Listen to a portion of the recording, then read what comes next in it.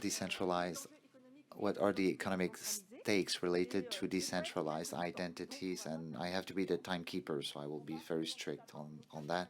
So let me introduce our 4 guest speakers. We're going to, ladies first, of course, with Perrine from Coët Logon, who is the contact person for EBSI in France, European Blockchain Service Infrastructure, and she's also the substitute representative in the European Partnership on Blockchain, and she's based in the Lille University. There's also Hervé BONAZZI at the other end of the table,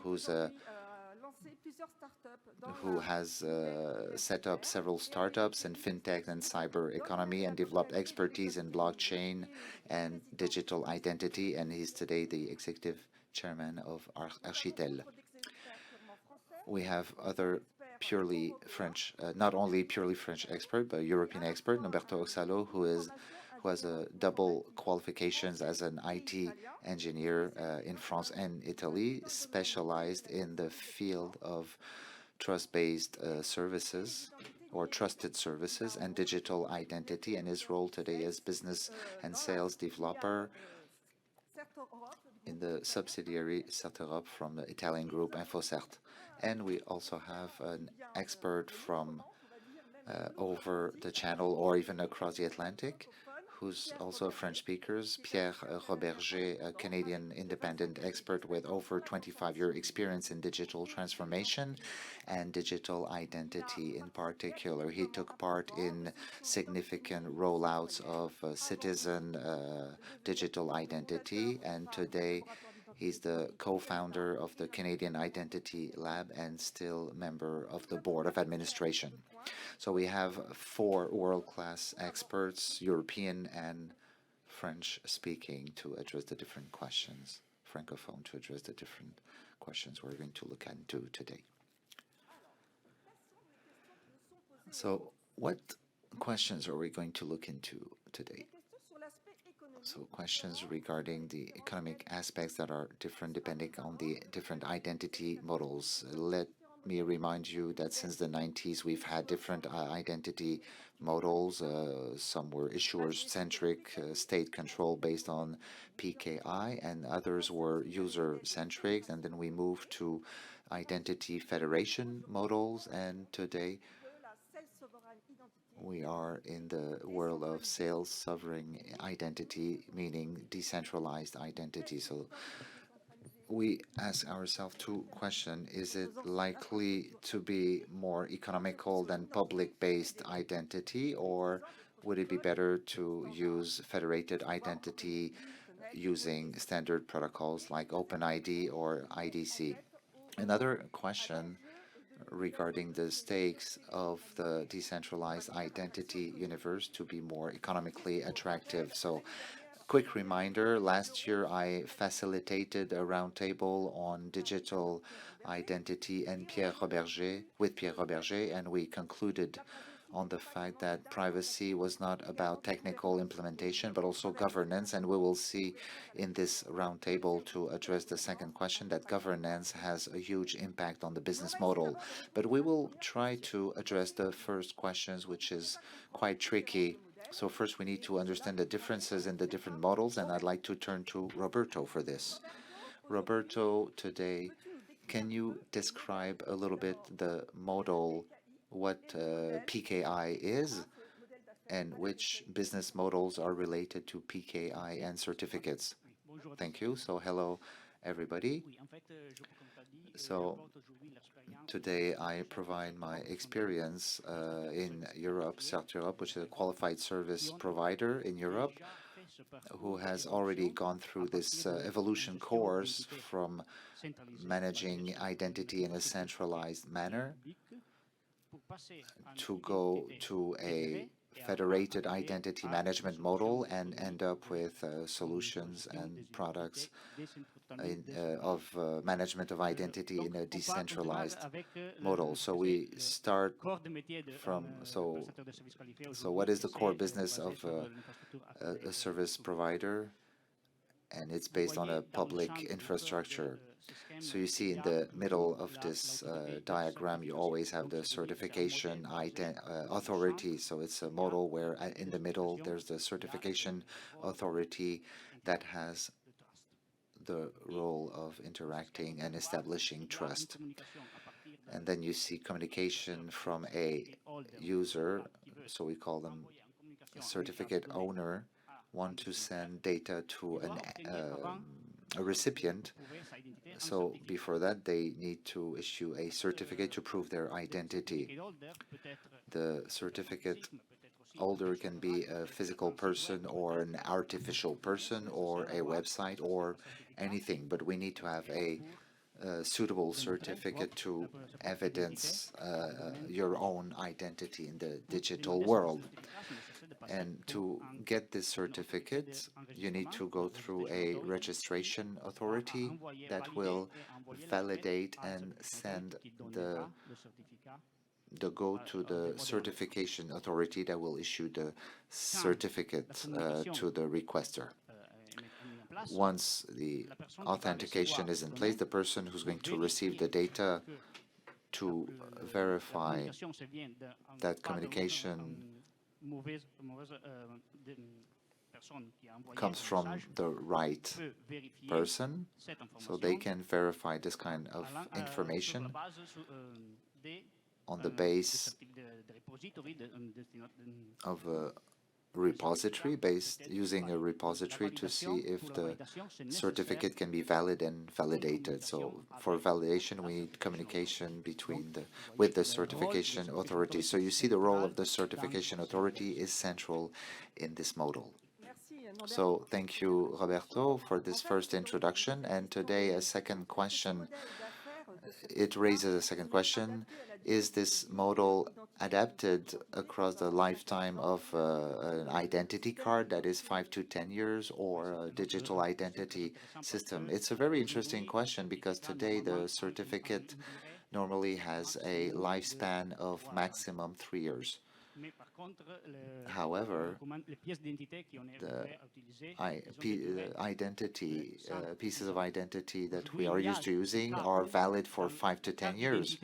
So there are cases where the identity card comes with certificates, but the problem is that the certificate has a different validity period than the identity document used. And there might be other issues to deal with, such as, for example, certificate suspension. The certificate can be suspended, but the piece of identity can still be valid. If we look at the Estonia model, which is often considered as being exemplary, the Estonian model starts with which is issuer-centric, where the certificate is issued by the state as a certificate of digital identity of the citizen, so either under state control or embedded in the card. And they had a problem with the chip. They detected a vulnerability. That means that all certificates related to these cards, so 160,000 of them, have been cancelled, which created lots of personal private data breaches. So we understand it's a significant part. And I wanted to tell you about this model because Estonia was one of the first states that introduced a PKI model with a distributive PKI structure called KSI that enabled them to dispatch to different embassies certain types of data to operate their systems, but always under strict control of the Estonian states and only for public administration services. So here we have no business model related issues. It's an internal state solution for public administration purposes. But it's interesting to look at this first model. But then we were asked the question, when we speak about a user-centric model of KPI and identity federation, to know what kind of model what does it look like for identity federation? We can have multiple identities, not a single user ID like in Estonia. It's the case, for example, with France Connect. But we will not detail France Connect's business model today because if identity solution, private identity solution provider, there must be a two-way agreement, so there's no billing in place. But I would like to turn to Roberto so he can explain the SPID model in place in Italy. Absolutely. So SPID stands for the Public System of Digital Identity that is used in Italy, and we have around 34 million Italian citizens that have this digital identity that can be used for public administration. So I can prove my identity on any website, public administration website, and in this case, it's a free use model, but in parallel, there's also cases of use of SPID in the private sector. So I can also open a bank account using the same SPID identity. And in that case, it's paying service. That means that the bank will have to pay to use this identification solution that was validated for public purposes. So with this first model, we already see the differences between the two models, where there's some invoicing and billing, and in some cases, but not all of them, depending on the service and issuer. Yes, and here we've already gone from the centralized model based on a public infrastructure to a federated model, because several identity providers work in the same technical scheme. But we're still in a model dual blind system that does not prevent use correlation. So Roberto, can you detail the digital solutions you've already developed for multiple identification without a single user ID, as recommended by CNIL in their report of March last month?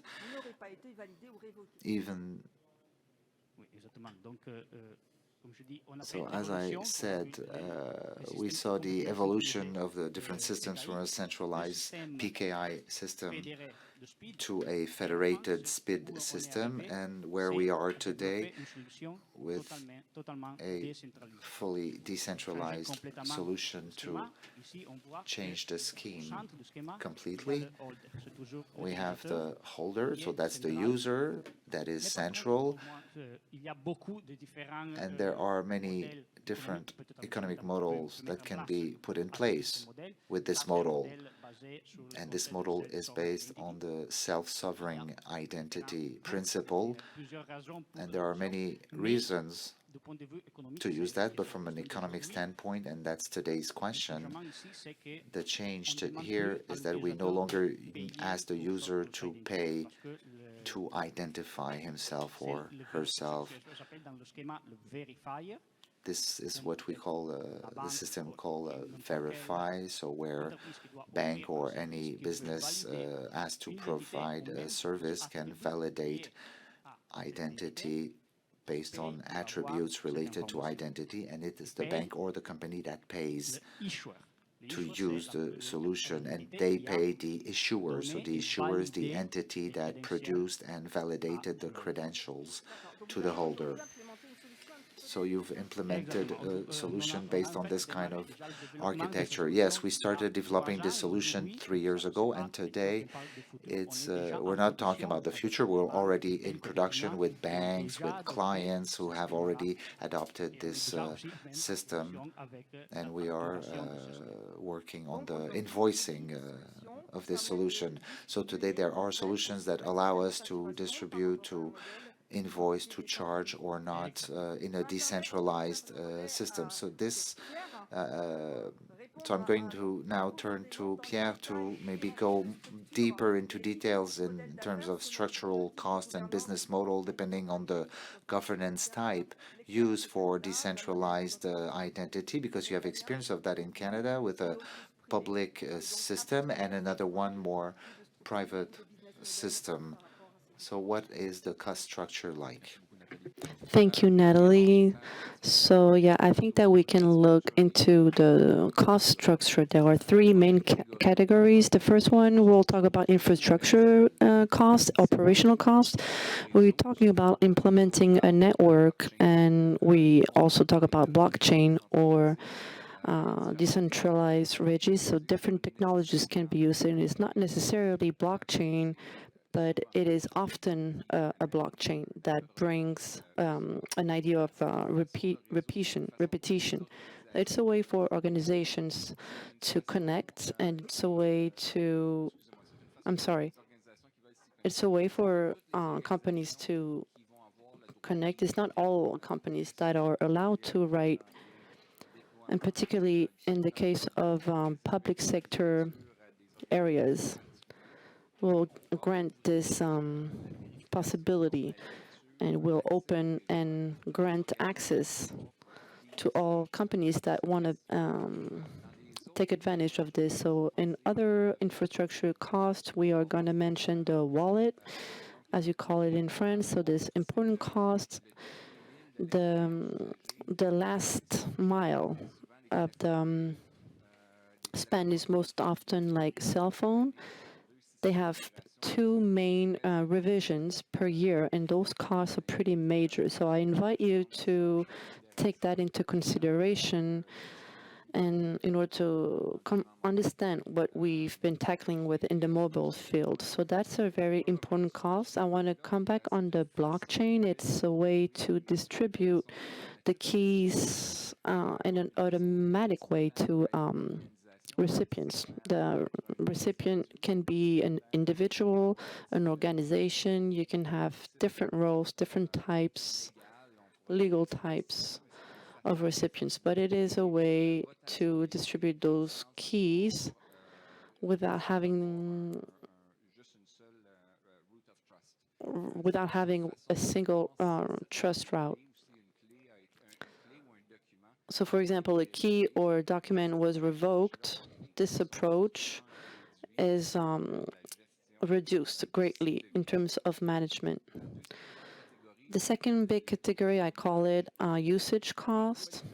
And this cost, I'm going to talk about integration. The first time that a company wants to log in on a network, most often, particularly to protect the reputation of the network, to protect the service, you want to ensure compliance and interoperability of the organization. So I include the cost of integration when the company logs in for the first time.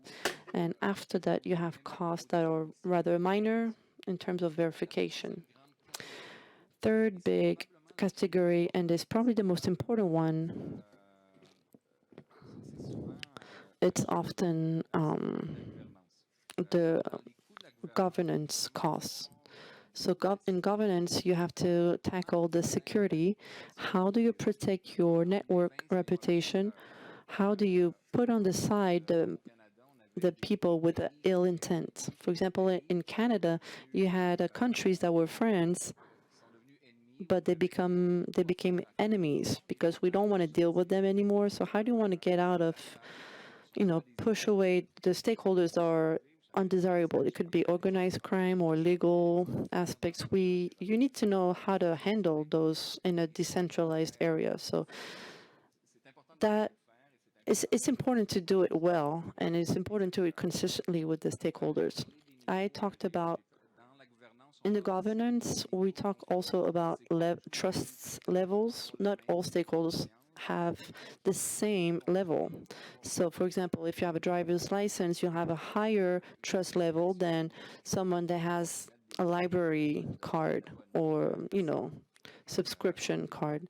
So the trust levels are applicable to the people that grant access. And then you have to talk, we're going to mention the wallets that organization will be willing to take into account.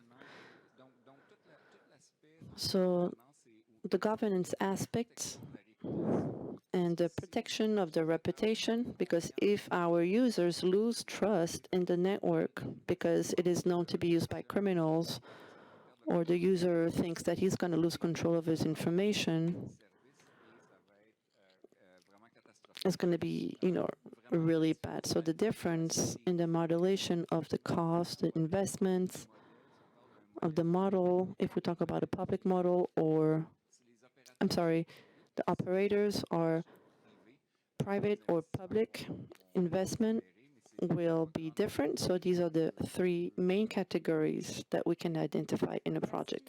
Thank you, Roberto, for this first introduction. Oh, I'm sorry, I meant Pierre. Oh, I'm sorry, it's afternoon, we're all tired. Okay, so we were actually saying that, Pierre, thank you for this introduction. We also have governments. We have the same problem with a certificate provider because a reputation can be something that people doubt. So if there's like a data breach in terms of personal data, this governance theme is very central.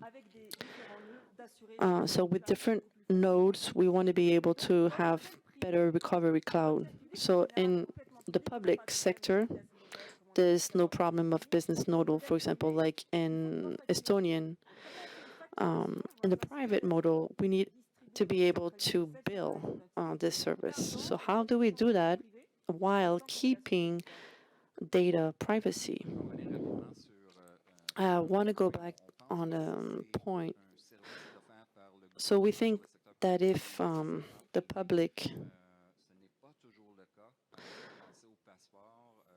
so yeah, we talked about public and private, but what is public is not necessarily always public. Not all Canadians, for example, need a passport.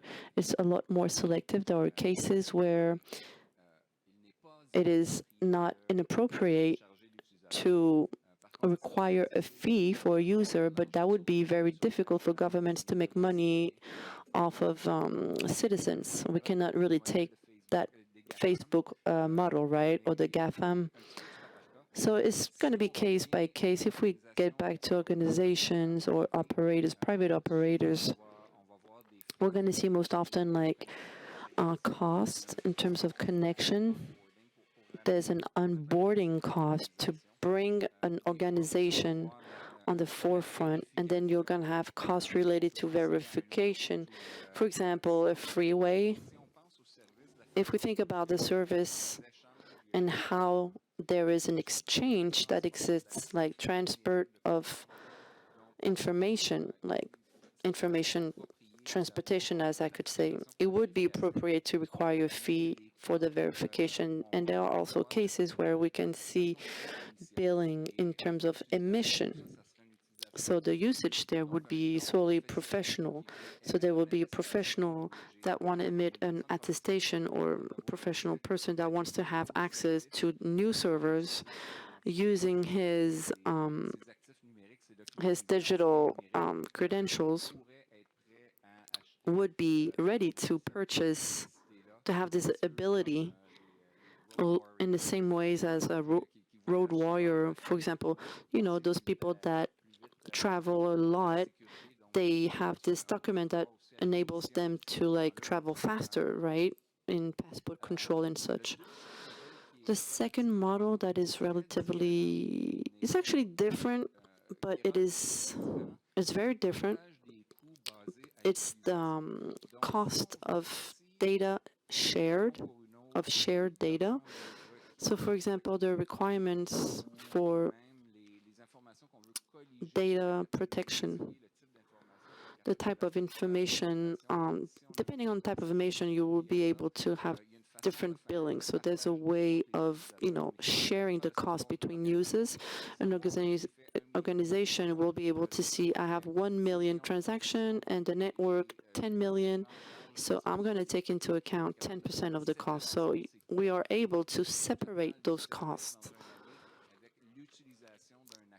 So it will be the total cost, and then, we go into more details depending on the different users.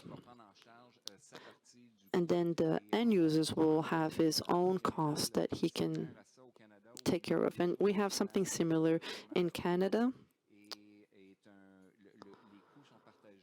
So the costs are split proportionally to the usage of the emitters. Okay, so that means that it's a proportional cost. So it's as if we have a group signature.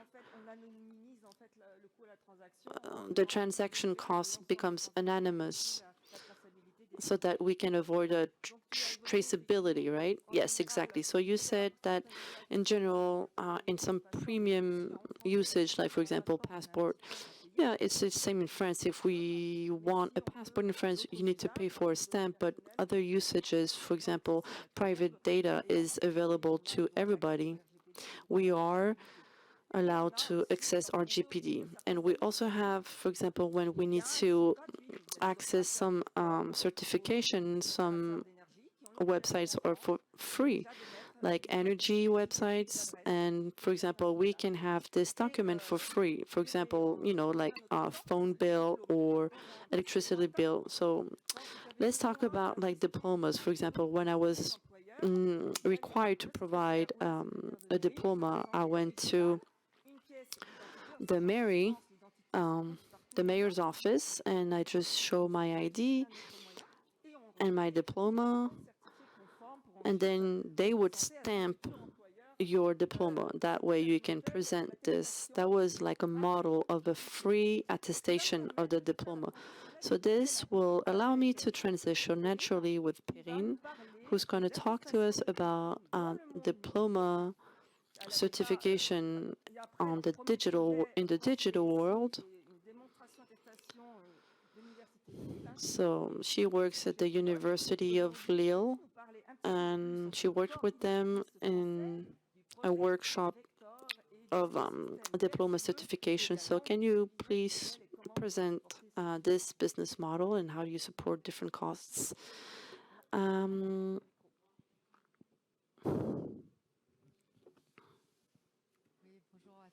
Hello, everybody.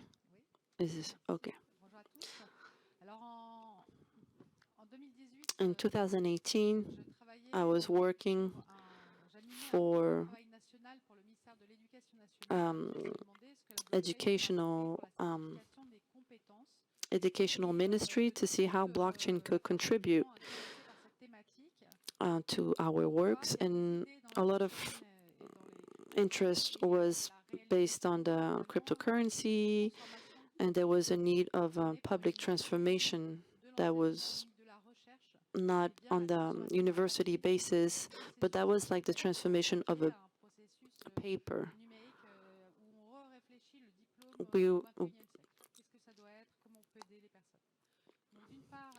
So on one side, there's an idea of a register on what data was in the university and what kind of information was needed, and then also like data in terms of diploma.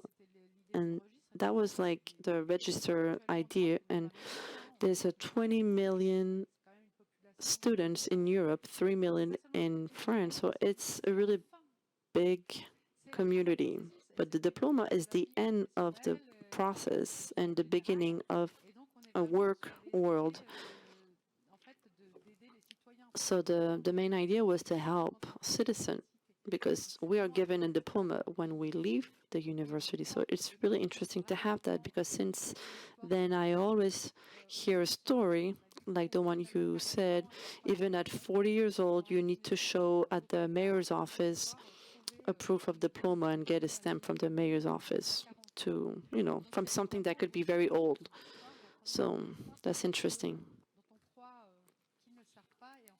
So sometimes we think those diplomas have no use, but they actually will be useful throughout your career. So there was this story about diploma, and also a question of an alternative to these diplomas, like, the Bitcoin is an alternative to currency. So if we think in terms of university, it was certified by the higher education. And then you have aggregated universities, and they'll give you a diploma after an evaluation of the students that allows them to be certified, to certify their level on some knowledge. And abilities. So out of this reflection was very interesting to think about alternatives to diplomas that would be the open badges. And these are also verifiable credentials. So we go back to ideas, on how to recognize the abilities and, knowledge of people, even those who do not have diplomas, whether they are 35 or 55 years old. And those abilities are not the same as to, the time you actually had the diploma in the first place. So this is something we think is very interesting to develop with the recent creation of orientation, passport, of training. So at the Lille University, after this workshop, we went to Brussels. There was a lot of people from all over Europe. So it's a recurring topic. And we don't always understand why it is useful, but that the French university is the biggest in France, 80,000 students, the biggest in France in terms of students. So can you imagine the number of diplomed students? And you have a diploma after 3 years. So we were thinking about data. We translated those data in English, which represented quite a lot of work because there's 700 workshops that were tackled, and also to work with interconnection with the BCSC, and then Renata to bring forward the nod to the BSc, and we emitted already 35,000 digital certificates. So this was actually financed by the Europe.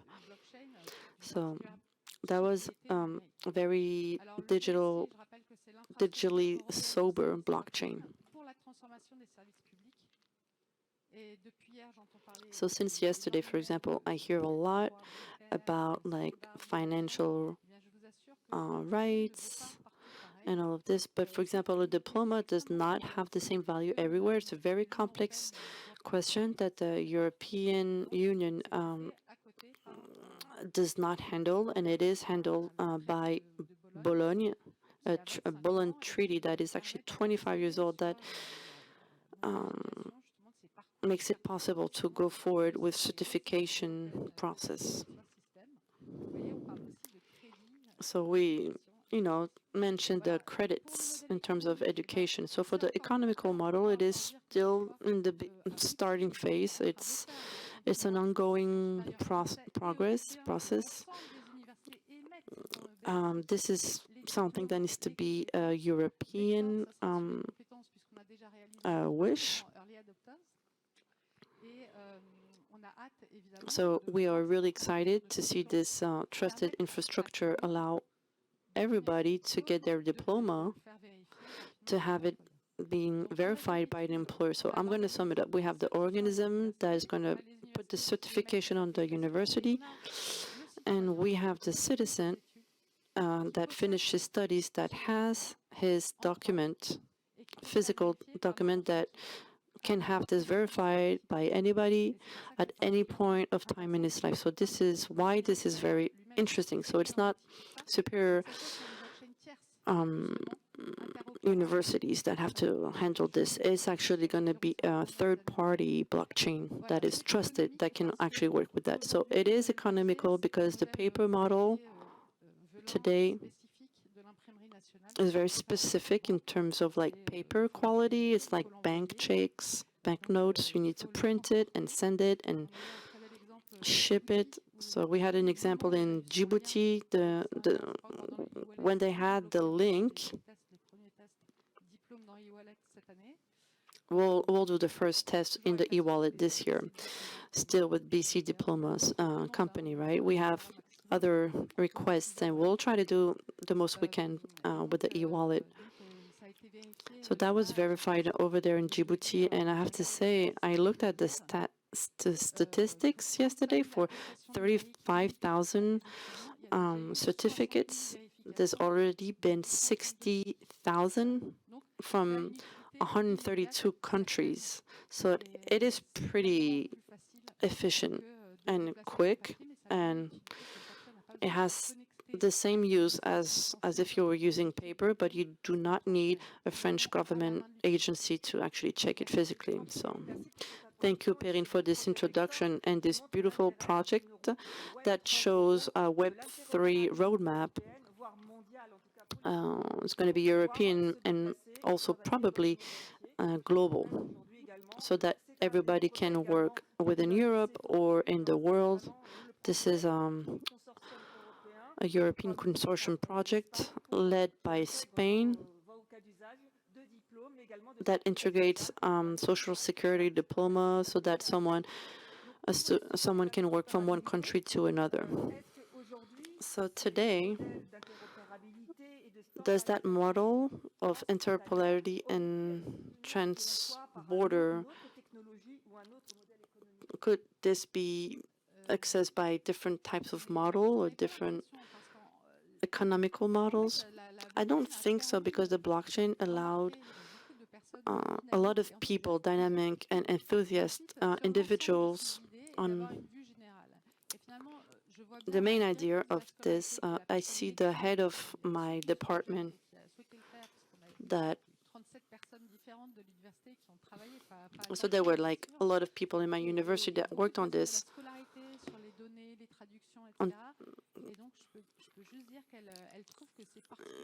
She thinks that the blockchain is very useful for the authentication of documents, and also because it is external and not internal to the university. She thinks that this is a nice way for the students to be able to have their documents. And most of them today are software that follow the student path, his scores, evaluations, a jury. At some point, you need to get out of the software, internal software pathway to go towards, a system where all stakeholders can interact. I'm going to add that the BSI, in the BSI, the state members, the ministries, it is a blockchain with no mining.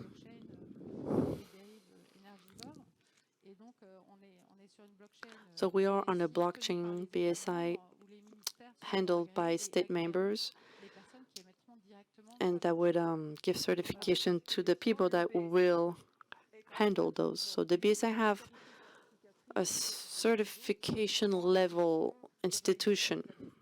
Is that correct? Financed by European Parliament. We today have different infrastructure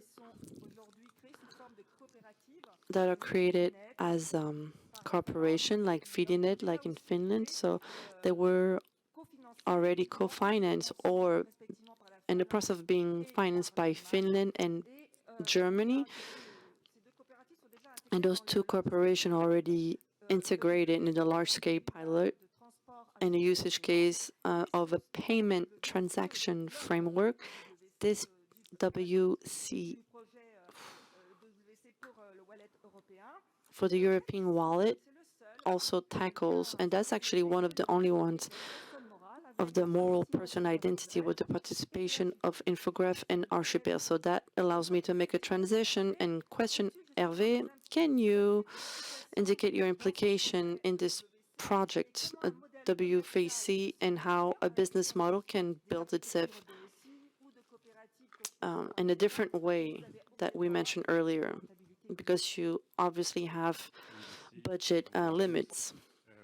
Hello, everybody. So Archipel, it's a consortium company that which goal is to have a sovereign blockchain and financed by third party that are trusted, that is indirectly also public financing. For example, La Poste, EDF, NG has a vocation to a more industrial target. But it shows the need for a consortium that is halfway between public and private sector. because they will create the link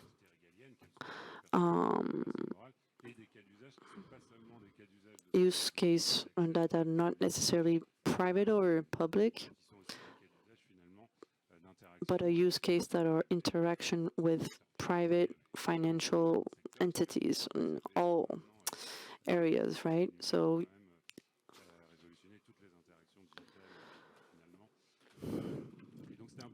it was important for us to create that. We get back to the economical.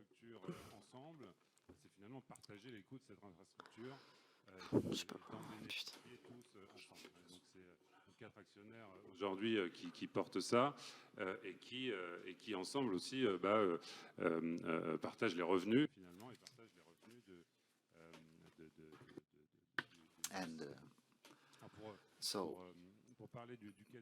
to speak about the WC use case, it's one of the consortiums that was held by the European Commission to roll out wide-scale pilots, and EWC consortium focuses on two main use cases.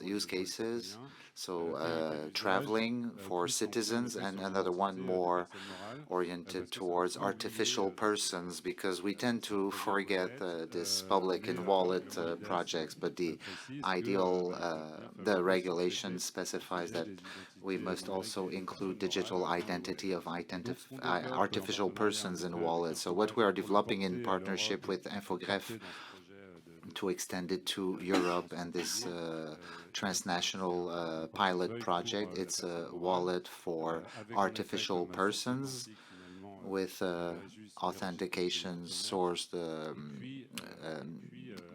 commercial court registries, and then with all the power of wallets and security of interactions via certification, digital certifications, credentials, to solve a certain number of issues such as public procurement use cases, B2G, so business to government. So how does government qualify the different bidders or proposal makers and call for tenders or subsidy applicants?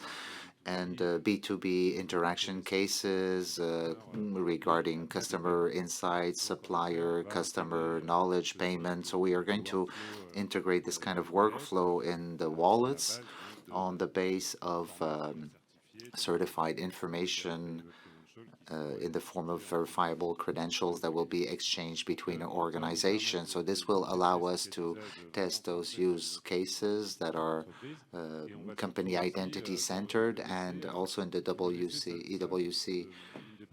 One of the particularities of this consortium is that it is carried by many stakeholders who chose blockchain technologies to support those use cases. There's ID Union in Germany, which is a German consortium, FindiNet in Nordic countries, our ARCHIPELS in France. And we're not going to build only one repository, but rather demonstrate the inter-repositories interoperability to keep the promise of the European wallet across multiple repositories, distributed repositories, but we're going to work on the interoperability between the different repositories. So the Archipel repository will be one of them, and that will support EWC credentials and DIDs, and this interoperability will be evidenced and proven, and it's important to show that decentralized identity and repositories are truly beneficial even for centralized infrastructures and organization. But no, there will not be a single repository in Europe. So we must demonstrate the interoperability of repository, and we think that it's more efficient than certification authority-based systems that can be attacked and who need to coordinate with one another to ensure, again, interoperability. And distributed repositories hold many assets, and this cost sharing, for example, of infrastructure, and also infrastructures will be more transparent and resilient and more secure. So that's why we think that decentralized identity holds many benefits for PKI against PKI infrastructures, although both systems will coexist in a European scheme that aims to be very public friendly in terms of security, but also very open to favor adoption and support all the different use cases from the private sector, among others. And if we go back to what Pierre was saying earlier on governance, as soon as you look into unlimited use cases, then we're talking about also unlimited number of key players and stakeholders, and we will have to limit the trusted lists, and it's really not the job and the role of a state or even Europe to manage those private stakeholders lists that will be hard to manage anyway. So we will need to create those governance bodies, and we think blockchain technology can offer this advantage of forcing governance by the governance of the infrastructure itself, but also governance that makes structuring choices to authorize this or that individual to write something or to be listed or to be delisted, because we consider that, for example, this website is a fraudulent website and should not be trusted, etc., etc. So all that needs to be built at European level, and it shouldn't be up to authorities to handle everything, and private companies can ensure this governance and in a resilient, shared, common repository, and this is an essential asset, we think. Thank you, Hervé, for this first answer. And so today you're talking about this large-scale, wide-scale pilot, and it will be an opportunity on top of interoperability to test scalability. I saw that your CDO was interviewed in JDNet in February, and he spoke about architecture using a layer 2 architecture, saying that it offered several benefits. And I'd like to know if you could tell us more of this layer 2 system and speak about the interests in terms of economy or scalability for public or private architectures or consortiums. Yes, it is an important subject, a bit more technical, but it's extremely important from an economic standpoint, financially speaking, and also in terms of energy consumption. And it's one of our key assets in ARCHIPELS to have encryption specialists who developed what we call a layer 2 in blockchain technology that allow us to accumulate transactions and have extremely powerful scalability for an affordable cost, and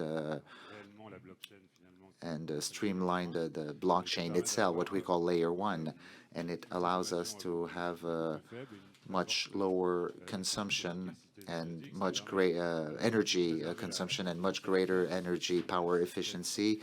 And these systems are known as zero knowledge roll-up. It's a bit technical, sorry about that, but the idea is to reinforce confidentiality and encryption of the data, and it does contribute to building trust. So we're convinced that these are the technologies that we need to implement, because blockchains, by definition, are not able to scale digital identity use case at European scale. And there will be millions or billions of transactions each day, and it will be hard to manage on a conventional blockchain infrastructure. And that's why we have already implemented these technologies, because Archipel first supports high-volume use cases with certification of proof of residence, payslip. We have load peaks of several million transactions per day on our infrastructure, which is already, and this has been already proven But this type of architecture, in our opinion, will be key in the future. So in EWC, we will also contribute that. That means we will be able to prove and evidence this kind of approach, which is quite unique in the identity sector, using blockchain technology anyway, and all those layer 2 technologies come from the open source world, and big blockchains like Ethereum that was faced with a real scalability issue and the costs that come with that. And so these solutions are very promising, and they strengthen privacy, and this is another important element, so that if the repository only provides a trust and transparency elements, but also it's important that all other data are integrated in that layer 2 architecture. So thank you for those precisions. I mean, sometimes we do need to be technical to understand that these technologies are quite complex, and there are several architectures behind them to make them, their efficiency, interoperable, scalable, secure. But we must also speak about the ecological cost, because today you all answered the question of the different modes of governance, but we also often have the question, what is the ecological impact of blockchain technology? So Hervé, you spoke about it briefly, but I'd like to share a piece of data. On 6 March, ARCEP and APM presented the third volume of the impact of ecological impact of the digital world in France, and depending on the case scenario, in France is going to increase by 45% by 2030, and it's going to triple by 2050, regardless of the technology used. So the question of blockchain ecological cost is often used to discredit this kind of technology without looking at the impact of other technologies. So I'm partly answering the question. But I'd like to have your answer in 1 minute or 1.5 minutes. In your opinion, is it a valid argument when we speak about the ecological cost to discredit decentralized architecture models? What do you think of that? It's true that we must look into the environmental cost of the technology, but I also work with clients who use our digital signing, digital archiving solutions, digital messaging solutions. So we go from hard copy, paper-based communication to digital communication. So if we criticize this technology, it's important to look at alternatives, and I've never seen a conventional process that is more respectful of the environment than digital solutions. So we must look at the impact of blockchain, but let's look also at the impact of alternative solutions. We speak about digital identity today, but the alternative today is my identity card with plastic and paper that I must produce. I must go physically to collect it and then show it physically. So it's important to analyze alternative solutions. Pierre?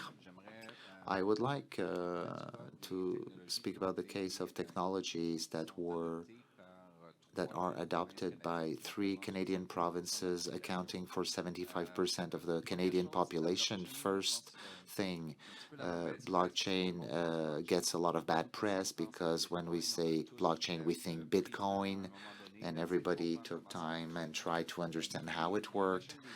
But blockchain technologies are not all the same, and the technology that was adopted in Canada by the 3 provinces is one where if one driver's license or 1 million driver's license means 2 transactions.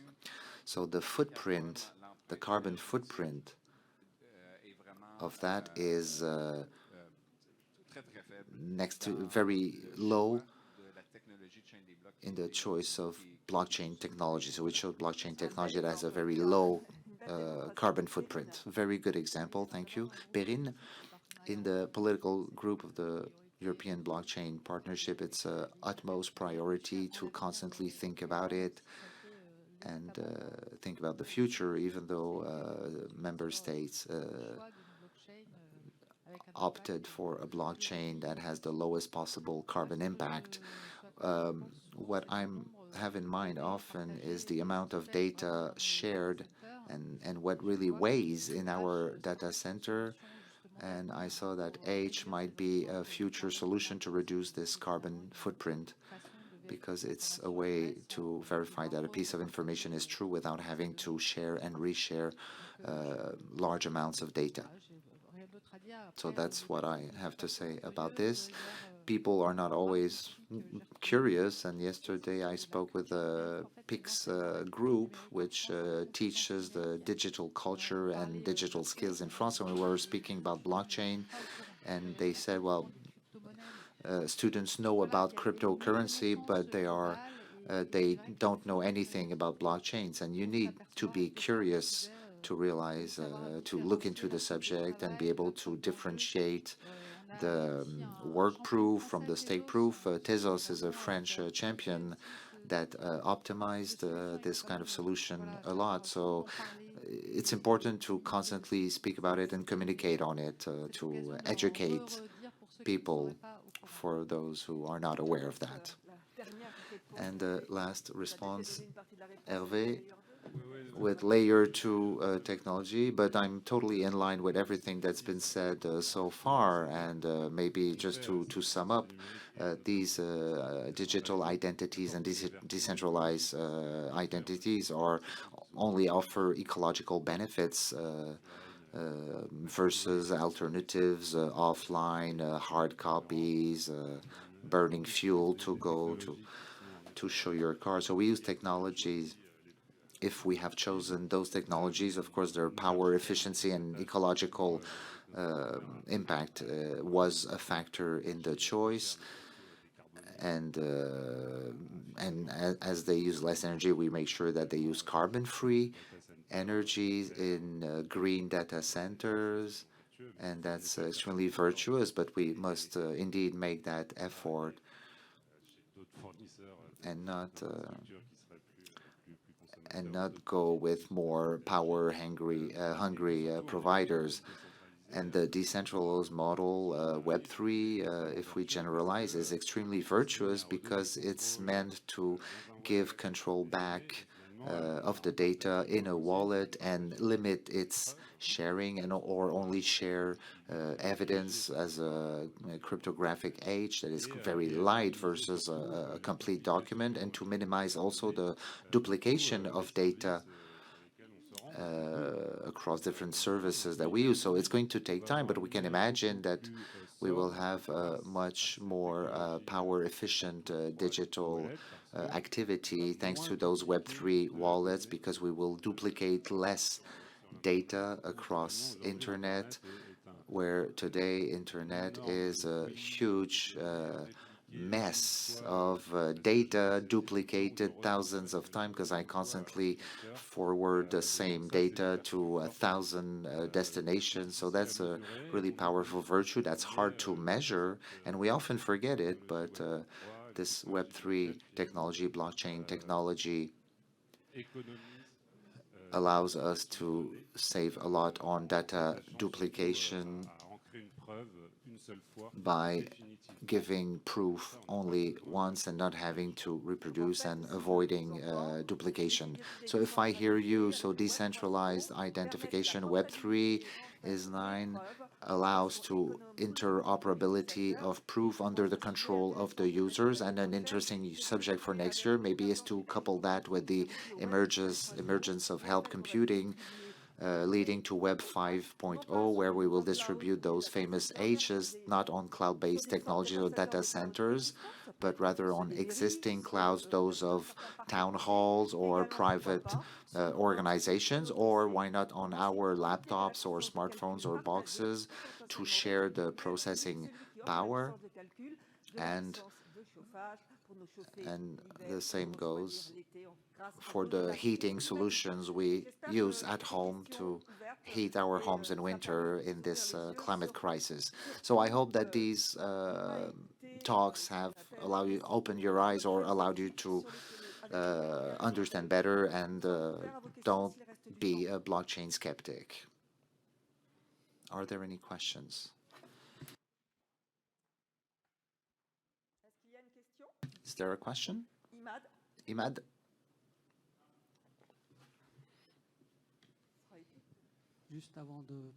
Just before leaving, I really like the example of the over 40-year-old degrees, and it's my case, so it really speaks to me. And this example inspired me a lot, and for a big university like yours, there's insurance that in 40 years the university is there, but there are many smaller schools that will no longer exist in 20 years. So if those schools if their data end up on the dark web, then all these degrees will be worthless. So in the very long-term view, maybe a sound piece of advice would be to keep your hard copy degree safely stored in a filing cabinet. But you can actually print out your degree from a digital version. There's a QR code that allows you to you have this degree and you can print it out. And but again, the idea is that today paper no longer offers the services it should provide. So this is an additional service, not a replacement service. And the same goes for our personal pictures. They might be stored on a cloud somewhere, but you might very well lose them. So you can always print. And today, for the test we did, it already offers benefits. The American Department of Education identified lots of bankruptcies, so private school bankruptcies, and students end up empty-handed because of that. And we do hope that education will continue to be properly financed to ensure its sustainability. Universities have an obligation to archive for a 50-year period, and this was not really anticipated at blockchain level. So paper archiving in universities is a 50-year obligation.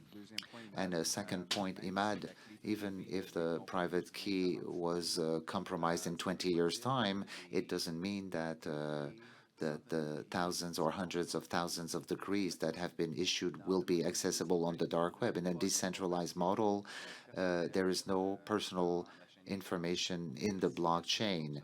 We put signatures, but it doesn't compromise the information published beforehand. And I do not hear the question because the speaker doesn't have a microphone. This problem already exists today.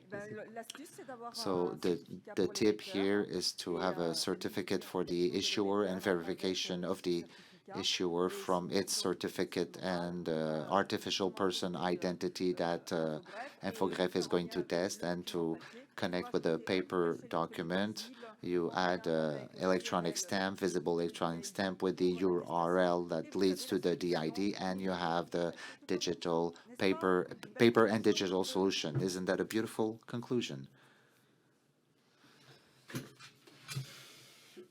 Again, somebody in the audience asking a question, but we don't hear it because they're not using a microphone. So that's a very good point, to find common space to work on, workspace, to see how we can onboard this link towards the ID or URL certification. And you have an all-in-one solution instead of a QR code. Well, that makes me think that I forgot to mention one of the financial reasons is that the verification time inside the university, every time an employer tries to contact a person, especially when it's English-speaking companies, they contact all references and contact, and it's very complicated. Doctors systematically, medical authorities systematically verify, and it can take 2 to 3 days to verify the identity of a person, authenticity of a degree. And we don't realize how labor-intensive and the workload it represents. So So verification is labor-intensive and time-consuming for people, and this time could be used more efficiently. And at employers' level, it's a CV verification costs around 500 euros. We don't do it a lot in France, but in Anglo-Saxon countries, it's a common practice that raises a lot of questions. Thank you very much for your presence and participation. And thank you also to the four speakers, whether they are French or European or Francophone or